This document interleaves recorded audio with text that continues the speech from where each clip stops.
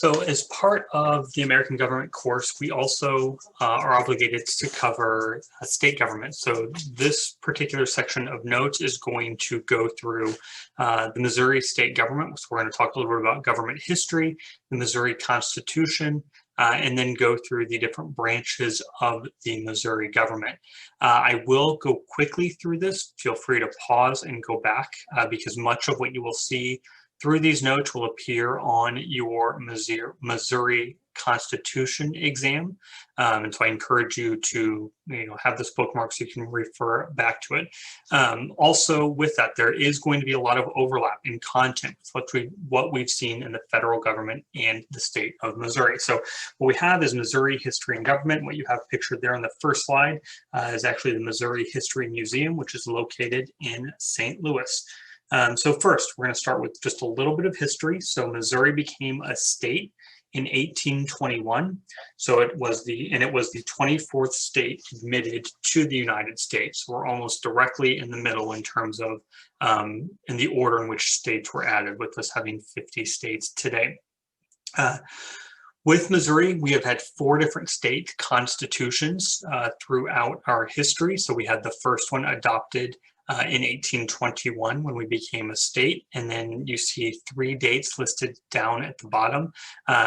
So unlike the US government, where we've had one constitution since the late 1700s, after the Articles of Confederation that we've talked about, the Missouri state constitution has been changed multiple different times, and it's been changed to adapt to necessary societal changes. So in 1865, with the passing of the 13th Amendment, it required a rewriting of the Missouri Constitution because slavery was abolished.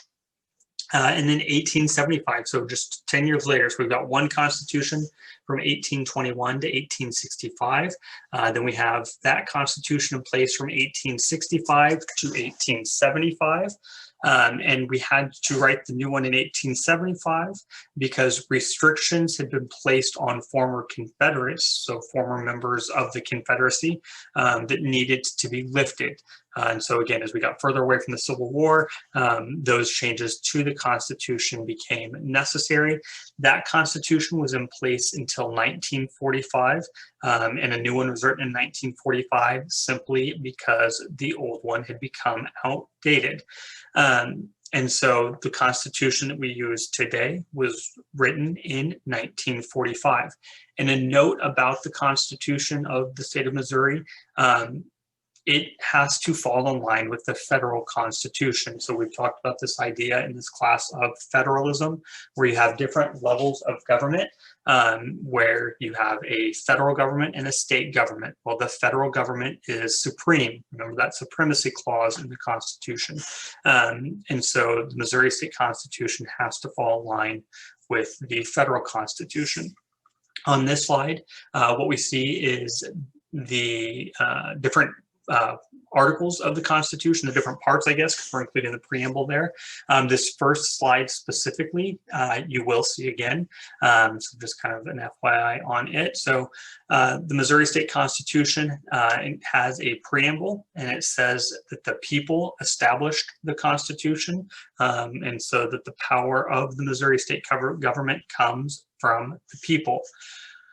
Unlike the U.S. Constitution, Article 1 of the Missouri Constitution is the Bill of Rights. So while on the U.S. Constitution, that is the first 10 amendments, the Missouri Constitution, the Missouri Bill of Rights is in Article 1. Article 2 details the distribution of powers within the state of Missouri. And then Articles 3, 4, and 5 are the legislative, executive, and judicial branches. So each one of those outlines the structures and processes of those branches of government. That, however, is not the end of the Missouri Constitution. There are several more articles, which we will see on this next slide.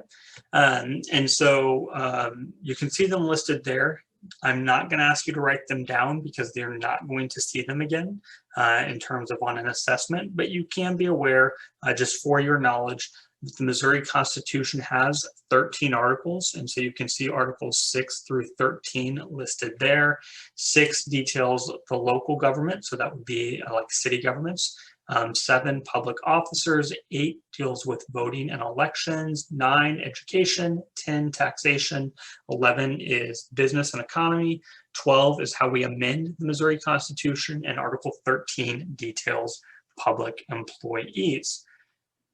So when we actually go to look at the structure of the Missouri government, very similar, obviously on a smaller scale though, to the US government. So we have a legislative, executive, and a judicial branch within the state of Missouri. The legislative branch's responsibilities is to write and pass state laws. The executive branch's responsibility is to execute and administer state laws. And the judicial branch's responsibility in the state of Missouri is to interpret those laws, and the state court system makes up that judicial branch.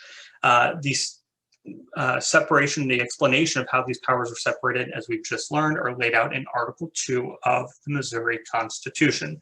What we're going to do on the next several slides is go through and detail each one of these branches in the state of Missouri, starting with the legislative branch. So that building is actually in Jeff City. So if you've been through Jeff City, that is the Missouri State Capitol building in Jeff City, Missouri. So Missouri's legislative branch is what we're looking at first. And the Missouri State Legislature is called the General Assembly. So if we were to compare this to the federal government, the federal level, we have Congress. In Missouri, we have a General Assembly. That General Assembly, the structure should look very similar to the federal government. It is bicameral. It's a 2-house legislature made up of the Senate, which is the upper house, and it is the smaller of the 2 houses. It is more prestigious. And then a House of Representatives, which is the lower house and the larger of the 2 houses of the General Assembly. And you can see there in the background is a picture of the Missouri General Assembly. Unlike the federal government, the Missouri legislature session lasts from January to May, and the rules governing the meetings is a little bit more lax than at the federal level. At the beginning of each session, each house decides its own rules and procedures and is just required to keep a daily record of their work. So looking at those 2 houses a little bit closer, we're going to look first at the Missouri State Senate. So in the Missouri Senate, it is made up of 34 different members. Each one of those members represents 155,000 Missourians.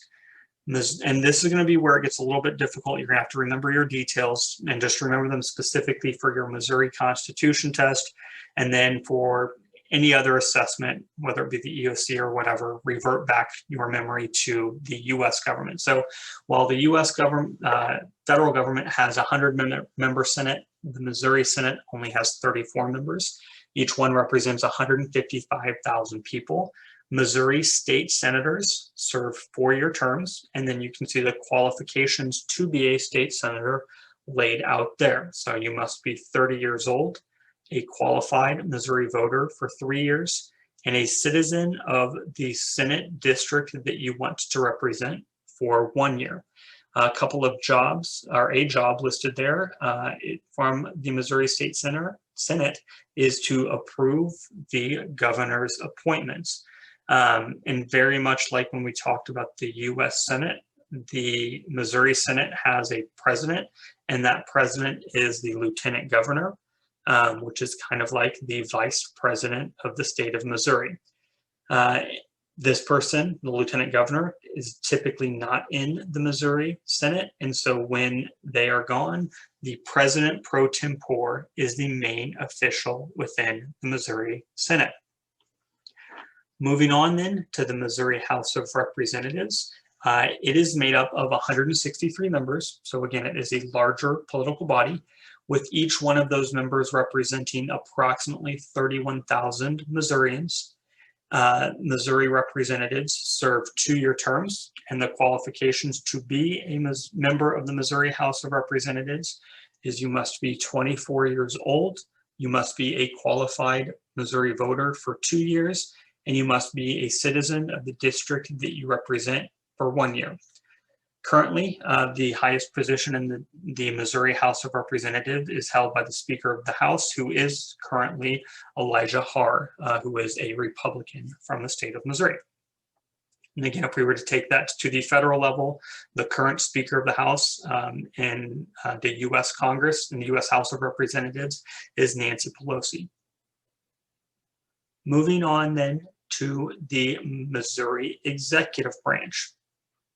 And in this section, we're going to focus specifically on some individuals. So the Missouri executive branch is headed by the governor, who currently is Mike Parson.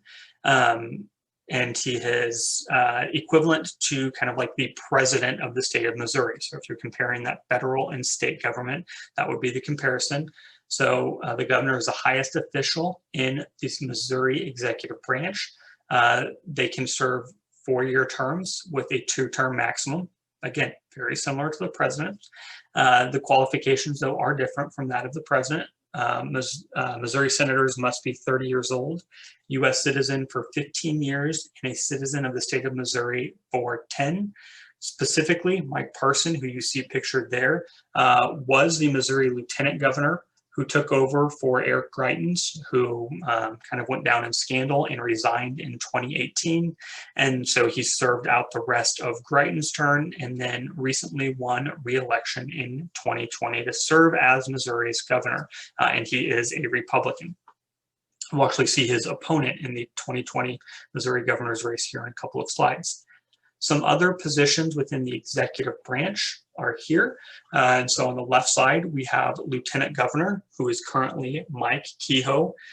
His example would be similar to the Vice President. So serves as the ex officio president of the Missouri Senate. So he would cast the tie-breaking vote if the 34 members of the Senate were split 17-17.